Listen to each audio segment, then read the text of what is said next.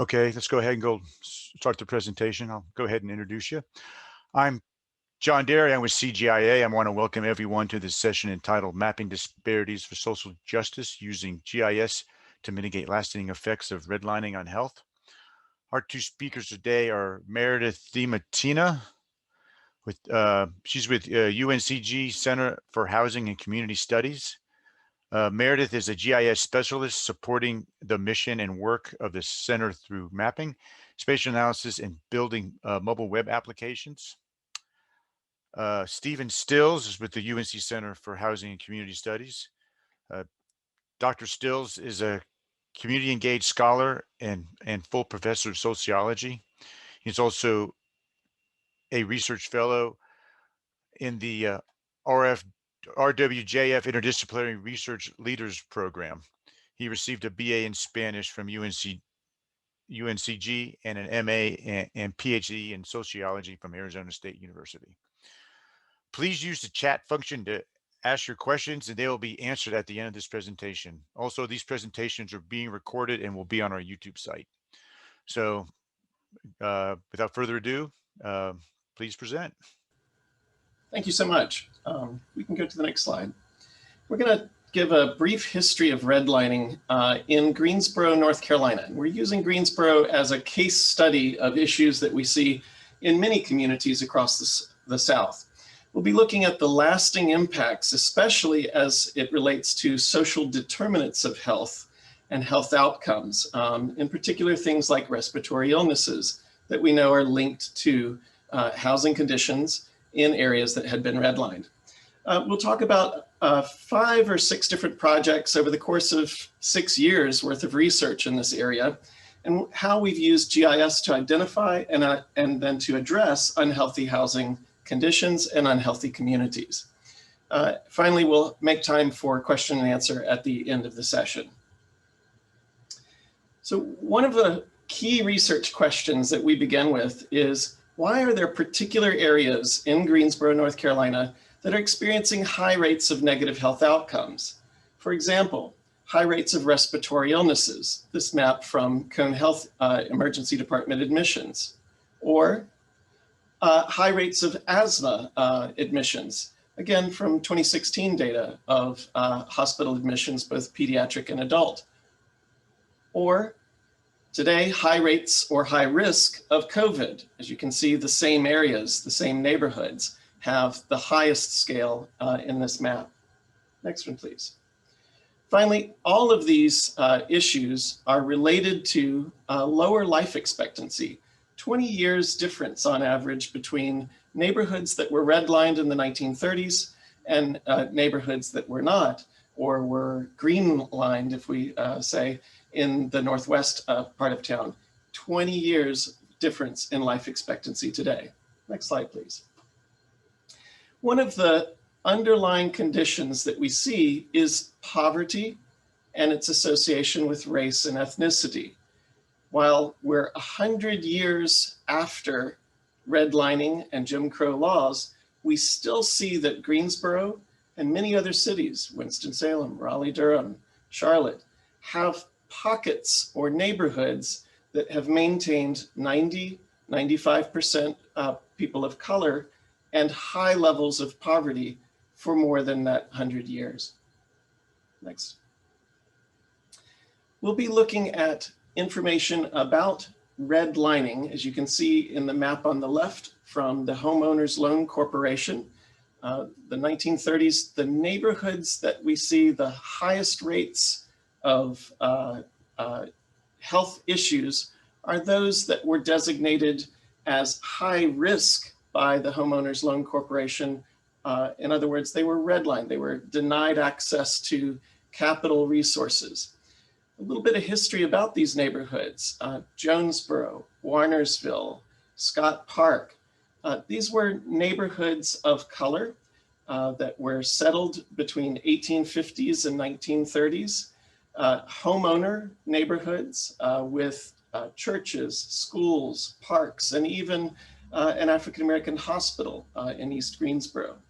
But the Homeowners Loan Corporation decided that these neighborhoods were too high risk for federal capital to be deployed, thus reducing them to cash-only basis for home ownership. You couldn't get a loan for the mortgage, so you had to have enough cash to purchase those homes. If you can go to the next slide. The impact of reducing capital to these neighborhoods was a reduction in home ownership rates, a reduction in home values, and a move to rental rather than home owning neighborhoods. It further increased racial segregation that was by law in the 1800s and early 1900s, but by fact of practice thereafter. Since 1968's fair housing law, we actually see higher rates of segregation in some of these neighborhoods than we did pre-1968.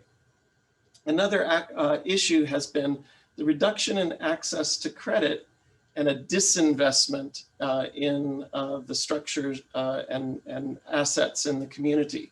So those neighborhoods that had business districts, high home ownership rates, hospitals and parks lost that investment and eventually lost those commercial districts and home ownership. Next slide. We'll be talking about the relationship between those factors, the disinvestment, and poor health outcomes. Social determinants of health are what we call them. And we break them up into 5 different categories. The neighborhood and built environment, which is where we focus a lot of our attention. Health and healthcare, including healthcare access. Many of these neighborhoods are medically underserved areas, lacking primary healthcare provision. The social and community context as it plays a role in health outcomes, educational access, and finally, economic stability of those neighborhoods. Next slide. So specifically in Guilford County, we knew that there was a higher rate of asthma prevalence compared to the national average. And it was believed that that was largely influenced by higher than average poverty rates, as well as unhealthy housing conditions. And so a collaborative partnership was built across the city of Greensboro, which involved the University of North Carolina, Greensboro, the city of Greensboro, Cone Health System, Greensboro Housing Coalition, and several nonprofits as well. And the goals of this group were to take an inventory of the housing stock and the condition of the housing in the city of Greensboro, to identify housing concentrations with substandard conditions and environmental triggers associated with asthma, and then to target the neighborhoods with high instances of substandard housing for rehabilitation and repair. We also wanted to make the healthcare system more informed about substandard housing so that they could start treating some of the underlying causes of the respiratory admissions instead of just the patients and their symptoms themselves. And then we also wanted to prioritize community health in the city planning moving forward. So the data collection and analysis process looked like this. We collected a number of different data sets, primary data sets, as well as secondary data sets from ACS, the local government, as well as from the hospital regarding patient admissions and de-identified patient information. We aggregated all of that information up to the block group level or neighborhood level so that we could create tables and maps, run a Pearson correlation, and then a linear regression. So at the University of Greensboro, we leveraged our students to help us with the data collection. And we did that through a nifty app called LandGrid. And we have a link here at the bottom to so you can see our LandGrid site. Feel free to explore it. LandGrid has this application where it combines the spatial information of the parcels with tax information and a street view, as well as an aerial view, and it lets the customer build a custom survey that is attached to each parcel so that you can assess the condition of each parcel. So for our survey, we wanted to know, is there a building or a structure on the parcel? And then what kind of condition that building might be in. They ask questions about the roof, presence and condition of gutters, foundation, the property, windows, siding, foundation, as well as whether they believe the parcel or the building to be occupied or vacant. And in doing this, we were able to identify substandard housing conditions in many of the parcels across the city, where there were holes in the roof, missing gutters, boarded up housing, issues with foundation, holes in the walls, and disrepair. And so when we did a density analysis, we noticed that all of, or not all of these, but that there were concentrations of substandard housing in the northeast, the southeast areas, and then a little bit in the south, around the east side of Greensboro, where there were hotspots of substandard housing. We also noticed that, again, on the east side of Greensboro, there were higher rates of vacant housing units. We used the information from this parcel by parcel assessment, as well as some of the American Community Survey data, the local government data, which included crime data, code enforcement data, and some of those in the variables about demographics, housing, things like that. And we did a housing market segmentation analysis. And the results really mirror the original maps that redlined parts of Greensboro. So you can see in the Northwest, you have functioning and stable neighborhood market conditions. And in the eastern side, you have weak and extremely weak markets. And then later on, we were able to get the de-identified hospital data that showed patients diagnosed with asthma and pediatric asthma patients where they lived. And when we aggregated it up to the block group level and ran a hotspot analysis, we found, again, those same neighborhoods deeply affected by respiratory illness. So this is a Pearson's correlation, and simply what it's doing is looking across the columns and the rows to say, is there an association statistically between the variables? And on the left side, you see different measures of hospitalization, all admissions, pediatric admissions, respiratory admissions alone, unduplicated versus duplicated admissions. Across the top, the green, light green area are measures of the home at the block group level. So the average tax value, whether or not there are owner-occupied homes, the median income, the school proficiency score of schools. So how well is that socioeconomics of the neighborhood? Then in the next area, the blue-green area, you see characteristics of the housing, again, aggregated to the block group. So we're measuring, is there a neighborhood effect when we aggregate a large percentage of homes with no gutters, a large percentage with poor paint, that are vacant, that are renter occupied, et cetera. The little asterisks tell you that it's statistically significant. The minus signs tell you that the relationship is to reduce admissions, and positive means that it's increasing admissions. And you can see that a variety of factors play a part, all statistically significant, in the admissions levels for the neighborhood. If you can go to the next slide. We then use that to build a regression model. And in the regression, we're looking at admissions going up or down as a result of these different factors, controlling for social determinants, housing conditions, neighborhood conditions, and then a full model that brings all of those in. Looking just at social determinants, we know that race ethnic concentrations of poverty, high school completion rates, percentage of people in poverty, are all statistically significant in hospitalizations. In the second model, we're looking at housing conditions by themselves, not looking at socioeconomic determinants. The third model, looking at just the neighborhood characteristics with social determinants together. And then finally, the last model, the full model. Even in the full model, when controlling for race and ethnicity and income, poverty status, et cetera, we saw that not having gutters and evidence of bad paint were good indicators at a neighborhood level of correlations with respiratory illnesses, indicating that disrepair at the home level, even controlling for other characteristics, neighborhood and social determinants, were predictors of hospitalizations. Next slide, please. One of the interventions that we've developed around this data is to send teams of students as neighborhood canvassers to do short screeners at the door, knocking on doors in neighborhoods that we identified as having high rates of respiratory illness and high rates of poor quality housing. This health impact team, made up of 20 different work study students, is trained in leadership and in outreach. And they identify residents who might qualify for a government program such as lead safe housing, a health program such as a healthy homes inspection or a green cleaning kits, as well as referral to things like weatherization programs to make the house more habitable and to improve air quality.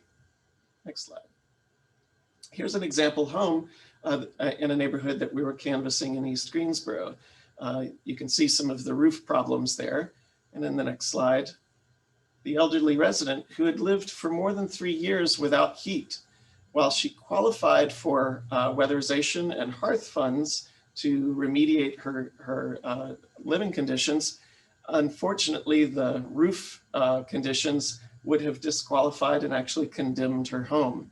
So over the course of a year, we worked with her to get the house in a state that could qualify again for a new roof, for weatherization, for insulation, for a new heat system, and one of the successes of our project. Next slide.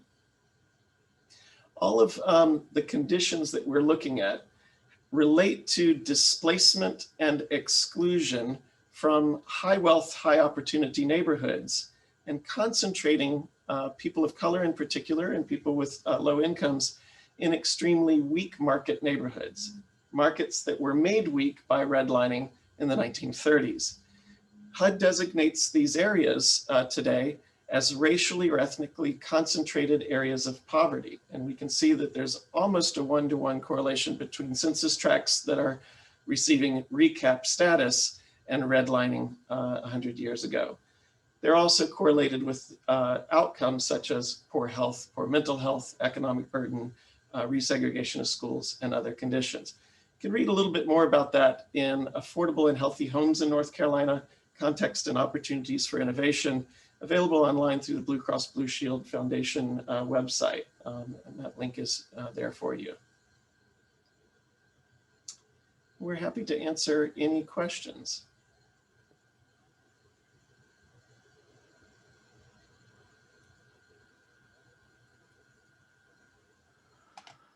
I'm just going to give it a minute for the delay. The first question we have is, can you define to those of us who are not in the housing industry what technically defines substandard? Is it a term that is transferable to other regions, states, counties, etc.? Yes, so in the case of the analysis that we've conducted here, we're looking at substandard as 1 to 2 standard deviations below the mean of housing conditions in Greensboro. So the standard is Greensboro to Greensboro, whatever city we're working in to that city.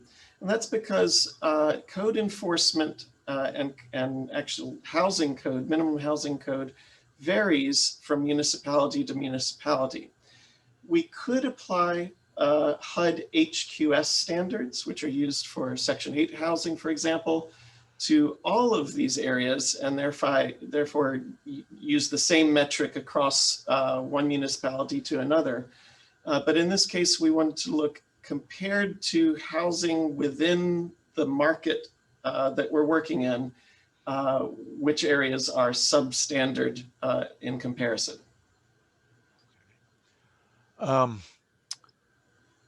question is, I'm curious how home-owned parcels versus renter-occupied parcels are found. Yeah.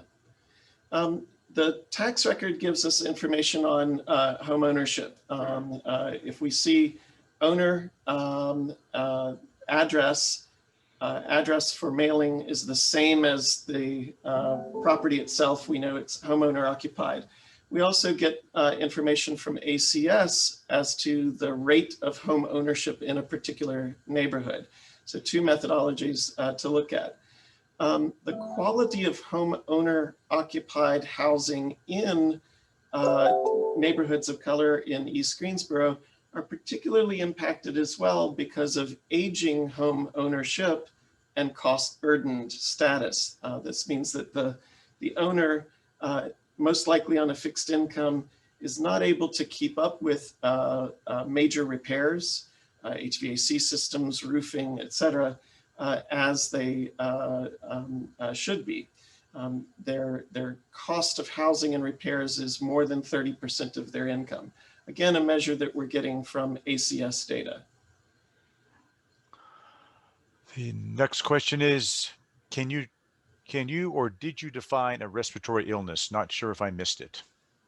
Yeah, so in the first pass of data, those hotspot maps that show pediatric admissions and adult admissions, we used fourth quarter of 2016, all clinic visits, all emergency department visits, all admissions to hospital where primary or secondary ICD codes, these are the code that's used to bill for services, indicated a diagnosis of asthma or another respiratory illness. And there's about 150 different codes that fit that category. In the second round, the most recent data that we've been using, we worked with the chief pulmonologist at Cone Health to narrow that list down to just ICD codes that related to environmental conditions and air quality as it triggers respiratory illnesses. So things like COPD and asthma are triggered by allergens and asthma and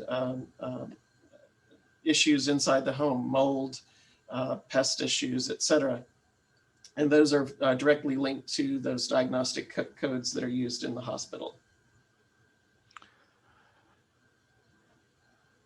Okay, another question. If the home were renter occupied, were the owners reached out to ensure that the living conditions could be improved for the occupants? Additionally, of the homes that were rented out, have you looked at how many of the landlords reside within the city, region, or state? Yeah, both are really good questions. So in our intervention with the health impact team, we have programs that we can refer to both for renter occupied and owner occupied dwellings. It's easier for them to qualify if it's owner occupied. With the renter occupied, we have to get the landlord to give permission for the intervention. And the referrals are to things like City of Greensboro's Lead Safe Housing, PTRC or Piedmont Triad Regional Council of Governments weatherization program. They must meet an income qualification, housing characteristics issues, and then permission of the owner of record. Yes, many of the rental housing units are owned by folks within the area. There are some aggregators who have portfolios that are out of state. We haven't recently done an analysis on how many of the addresses are out of state, but that is something that we've done in the past. Okay. Another question is, did you work with the Digital Scholarship Lab at the University of Richmond on the redlining data? They've been doing a lot of work on this and got mentioned in the New York Times. Yeah, Meredith's, one of the early slides that was in there was from the Digital Lab at Richmond. We haven't worked with them directly, but we've worked on a series of national level projects through RWJF and the Reinvestment Fund that kind of link to some of the projects that Richmond has done. Richmond was actually one of the Invest Health Initiative cities in the first round, and we hosted a forum with them 3 years ago, I believe it was, on housing and health and had several guest speakers from Richmond come down and present, as well as Ira Goldstein from Policy Link, who'd been doing some Richmond-based work. Out of curiosity, has the parcel data been put against COVID data to look at the Greensboro COVID rates in relation to the housing status and housing conditions? Yeah, I wish. I can't get COVID data at that resolution. I can get it at the tract level, but not at a parcel level. We do hope to work with Cone in the future. Their analytics division has been a partner on several projects now, including an environmental justice project and this health initiative. Right now, they're overwhelmed with just working on who needs to get vaccinated in which communities. But we hope to, after the fact, go back and look at some of those factors when they have time to assist us. Okay. That looks like that's it for questions. So anyhow, that was great. Very enlightening. Thank you so much. Happy to present. Everyone, thank you for joining this session. And there's another session in 4 minutes. Great. Bye-bye.